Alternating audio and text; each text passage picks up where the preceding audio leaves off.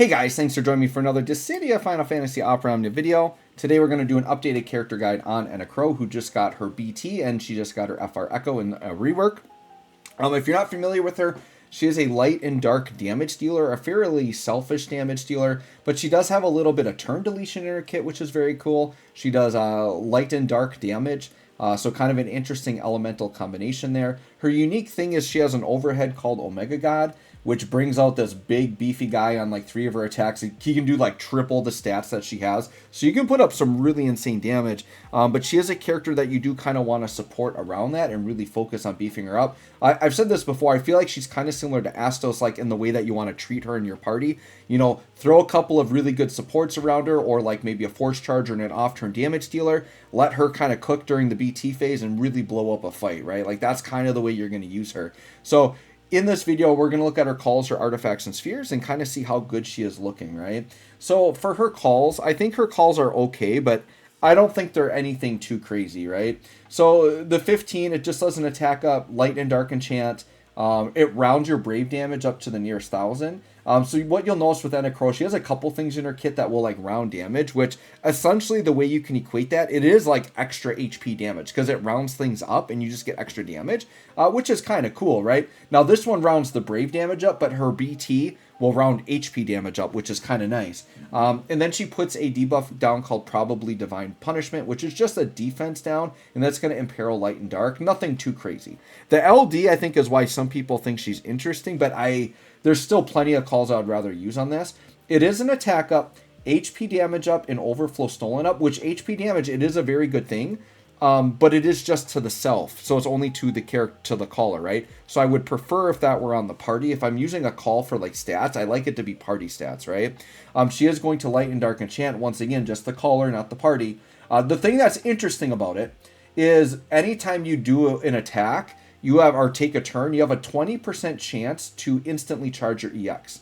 Now the thing is this call is a 3-turn call. So what you get out of it, if the EX charging is what you want, which I think is the reason people would want to use this, you get 20% chances for it to happen. Now, during a BT phase, it'll last the whole BT phase, so that's kind of cool, but it's still RNG and it's luck. So the use I see for the call is you're going into a BT phase with a character with a powerful EX, like say Enna or Astos. Astos has a very good powerful EX, right? So you could put this call on, say, Astos, go into a burst phase, and every time he attacks during a burst phase, you have a 20% chance to like put that EX back up. So that is kind of cool. So I think for that type of purpose, there could be some use on it. But if I'm just thinking like for a regular situation, I'd probably, like if I want to charge an EX, I'll just put Shulk on and say, hey, instantly give me that EX, right? But I think for some very powerful slow charging EXs, you could maybe get some kind of meme use out of it there. So I can see a little bit, but it's not my favorite call, right?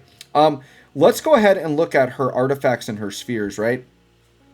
So now for artifacts, what you want is, and actually I probably haven't like re-updated this since I like did her things. So you want attack 108, mysterious guide up 2-star. So this is really, you're just going all in on attack and then getting a little bit of max brave there. She is a damage dealer. So that's the type of artifacts you want. And then sphere, she's triple A slot. So a lot of things that you can do here. I think going for brave damage and attack, these are really good things because when you get Omega God out there, I mean, you want him hitting for as much damage as possible. So any brave hit you want doing max. Any HP, you know, you want max brave to be able to bring that even higher if possible. But yeah, you just really want her dealing a lot of damage. So I put her own on just because it was a weakness damage trigger. It's brave and attack. Certainly not like the best one in the world that you could have, right? I would say the higher attack you can get or the higher brave damage. I just kind of picked some out that I thought were decent on her, right? And so she does weakness damage. So here we've got Zonde, which has brave damage on it and max brave. So sure, we went with that. I think 7's a really good. I think 7's one of the better brave damage ones for a weakness damage trigger. So I would throw 7 down as a really good option. I think Rydia is a good option because you get attack and brave damage on that one. That's also weakness damage. Edgar's is just flat out a ridiculously good one, very flexible. You just have to have a debuffed enemy. So even if, like, you know, an Enna does put some debuffs down, but even if she didn't, like, you can run Edgar on characters that don't debuff, because odds are somebody in your party is going to be debuffing the enemy, but 10% brave damage up, very good. So, once again, it's A slot. There's a bajillion options. attack and brave damage are really the things I'm going to focus on with Enna Kros, because she's a damage dealer. So you kind of look at what you have. Just know she does hit weakness damage, so that's a legitimate trigger you can hit.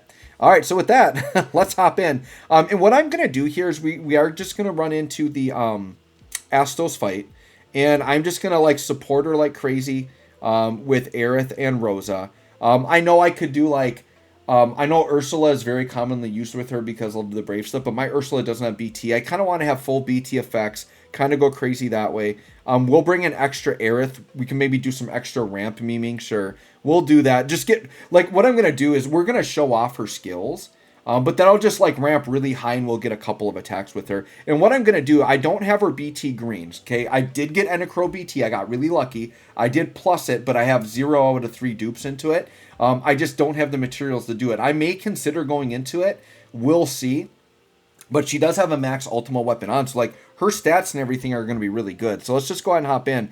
But I might actually, because I don't have the green BT to throw down, I might like just open with her BT so I can kind of show off the kit. And then we'll get out of it and we'll just do like a mega ramp and then just get a couple of like beefy attacks and kind of just see what she can do, right? A good call you can run with her, which I do have on her right now, because normally what you would do is you would run in there and you would like use the call and then go into like a BT phase with like 6 or 7 turns and have like a really high force gauge. And Kate Sith call is really good because it helps her do a lot of damage. It helps like the brave gaining when Omega God is attacking, which you really, really want. All right, so let's go ahead and do my air setup here. Let's get a BT effect up. All right, let's go and throw that down.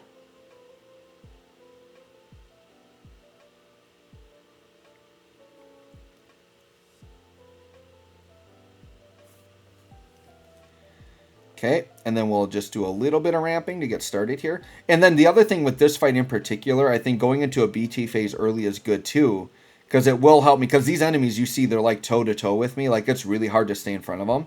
So let me just do a couple ramps. All right, and then we're going to throw down a Seal Evil, which will be nice. We'll seal that Evil down. We'll put Raijin on too, for good measure. We'll play it really safe here. All right, now let's go ahead and throw Seal Evil down. And now Enna Kros is going to start with her EX up. And I do recommend popping that right away. One, because it's really good. It's going to help set up her Omega God. But then, like, through her buffs, like I talked about on the call, she's going to have a 20% chance to, like, keep resetting it. So the first thing we need to explain about Enna Kros is she has Omega God. Omega God will attack with her 35, her EX, and her LD. Those are kind of her 3 really big damage buttons. Her other attacks can still do decent damage, but those are kind of the big ones, right? What I'm going to do, though, is I'm going to open up with her burst phase. We'll just go into burst phase and then kind of explain this. All right. And she's going to get an overhead. So even though her overhead has to do with Omega God, but if her overhead doesn't have stacks, you can still attack with Omega God, right? So right now we don't have her overhead. So we're going to hit the EX, and this should give her her overhead, and it's going to attack with Omega God. So let's just see what this does, like turn 1, you know, pretty early on. Okay, so we did, dude, almost 3 mil there, right? And now you see Omega God, the overhead is at 1. So how it works is if you have the Omega God overhead, Omega God, all it does, it doesn't do stats or anything else. All it does is when you summon Omega God, he comes in at full max brave, which is huge because he's got like triple the stats of Enna Kros. So coming in at full max brave means that first hit's going to be really beefy.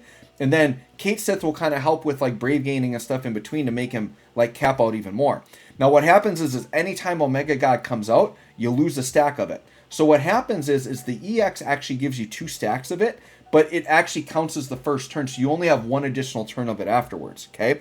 So next, let's go ahead and do Bold Maneuver. This is another Omega God attack, right? So we'll bring this out. Now this will consume a stack of Omega God. Okay, you can see 2 million though, pretty solid, right? And you see Omega God is gone. Now Bold Maneuver that we just did, it's a big AoE attack. It does not consume her Brave. You see her Brave is still capped out.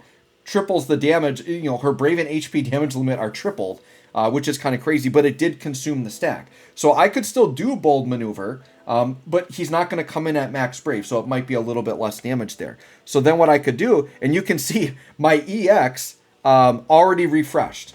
So she has a buff, which we'll get to, but she has a 20% chance to refresh it. So we got it. Let's hit the EX again. We got lucky. We have a 20% chance for that to just cap out. So we'll hit that EX again. And that's nice because it gives us an extra turn of that overhead. We got Omega God back, right? So now let's go ahead and let's do the LD, because this is another big Omega God button. So we can just see what they're doing at like normal damage, right? Okay, so we're going to hit that. This is single target. Dude, 3.5 mil. I mean, this is pretty hefty damage because, like, we're not doing any launching. We don't even have full BT effects up at this point. Like, Rosa doesn't have it up. Enna doesn't have it up. And she's just spitting out fat numbers, right? So this LD summons Omega God, does an 8 HP dump single target, does not consume her Brave. Damage limit is tripled, as we talked about. She's going to get a buff called Close Enough Creator for 6 turns. This is going to be attack, max brave, eye brave, brave damage up, HP damage up, overflow stolen up. The notable thing is 50% HP damage up. Now, it's just to herself, but that's a big time buff. So you want to make sure you upkeep that, okay?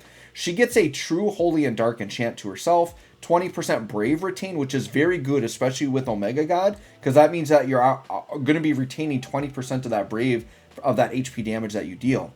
And then this buff is what gives her a 20% chance to fill her EX gauge to max. So anytime she takes a turn, 20% chance to fully max her EX, right? And then it rounds her brave damage up to the nearest 1,000. Very interesting there, right? So now let's go ahead and let's do the 15 here. I know I have the FR attack, but like we'll do that later. So let's go ahead and hit that. Kind of sort of holy. The damage should be a lot less here. But yeah, 1.1 mil AoE. That's like kind of normal damage, but that is not an Omega God attack. So you notice her overhead does not go down. So Omega God is at 2. Oh, by the way, with the LD, it does 3 stacks of Omega God. So that's why we still have 2 left. It's because it did 3 stacks of it. And then let's go ahead and we're going to hit this BT here. And we're going to talk about BT. Now, this is going to be a weaker version of it. It's not green, right? It just has a book on it. Nothing too crazy, but kind of sort of holy. That 15 that we just did gives her the Close Enough Creator buff. So that's the one we just talked about. And then puts probably Divine Punishment down on the enemies. That's the defense down. And then the Light and Dark and Peril. So we've got that. And then we just hit the BT. Now notice all the damage that's going to come out. It's going to look really nice and smooth and even. The reason why, the unique thing about her BT is it rounds every HP attack up. Like the last 5 digits are going to round up. So you're never going to see any weird numbers. Everything's going to be flat and smooth. And like I said, what this equates to is essentially you're just getting extra HP damage, which is nice. And it is going to light and dark enchant the party. So this is the way you get the party enchant. And then you get normal BT buff. So brave damage limit, HP damage, and HP damage limit. Okay, so now we're kind of into it. So let's go ahead and get Rosa going. Yeah, even after all that, like the enemies are still like toe-to-toe with us. Sure. What I might do is I actually might have Rosa take us to the house here, huh? We might be doing that. Yeah. Rosa might be praying it up here. Yeah, we're going to have to go pretty hardcore here. And then it's nice because we'll end up on an Enna Crow turn. And then we can kind of go through all of her stuff, right? So let's go ahead and pray again. Okay. Pray one more time. All right, now Rosa's got another turn, so I'm going to go ahead and toss her BT effect up now. We'll get that rolling.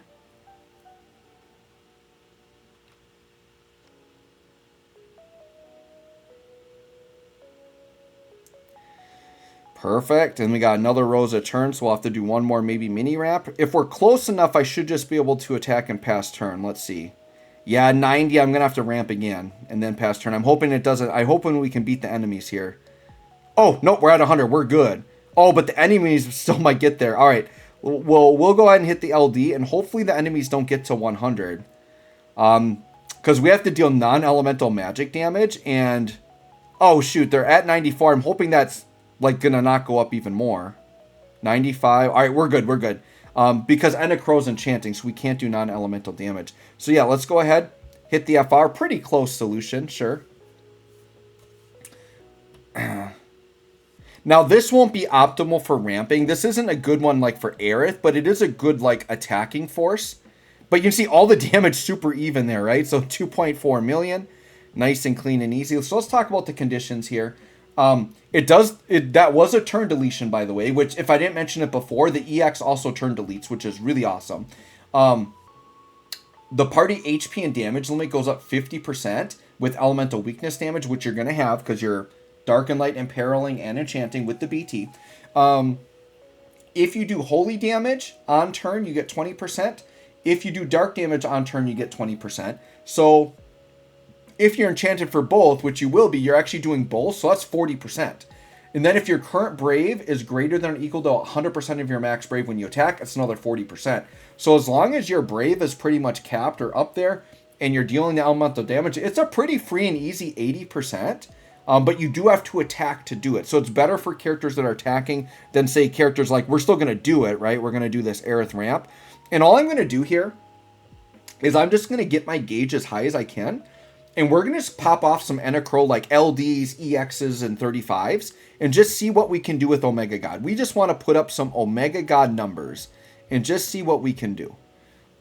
I think we'll start with the LD because that'll give me some more stacks of the Omega God overhead. Yeah, we'll just throw down a little bit. Deal some fat numbers. Alright, so we're going to bring in the friend Aerith. We're going to continue to ramp.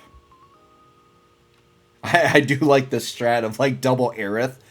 Because even though we're not getting any gains from Enna Kros BT, we're still getting 80%. Like 80% is still solid. Especially when they're 100% free, so we'll take those. By the way, Pinello looking very spicy on JP. Pinello's going to be like pretty much the upgrade to Aerith for sure. Pinello's crazy because she can do the same, like she has an instant turn not attacking Echo, just much like Aerith. It's going to be crazy when those two are going to be together. Pretty wild. All right, and then what I'm going to do with this Aerith is I think I'm just going to get the BT effect up. Now once again, BT effect from Enna Kros just giving us those nice rounded numbers.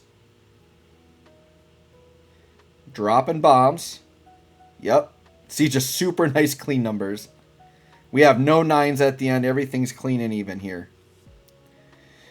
Alright, so then Rosa, I think we'll just echo with you. Actually, what I could do...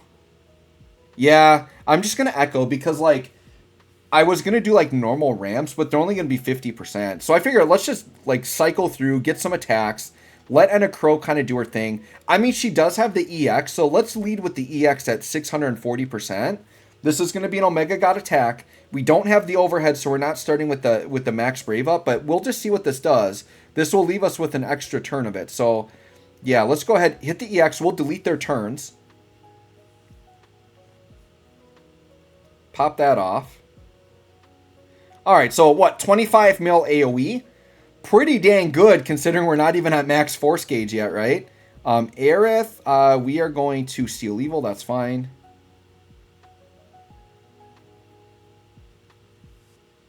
Throw that down. And yeah, we're already up to like 800%, even with like a not good... So the echo here from Rosa, this is a really good echo here that we're getting. But the echo off of Aerith isn't great. This echo should be fine. This should be... In theory, what? We did it already, but it's going to be 80 plus her 20. Yeah, 100%. Yeah, that's a good attacking echo, 100%. We'll take those. Yeah, we're at 900%. So even though hers isn't great to ramp with Aerith, we still got up there just fine. So now, yeah, let's drop a fat LD. This should be... And look, the enemy's already almost dead. Like, she is a freaking nuke.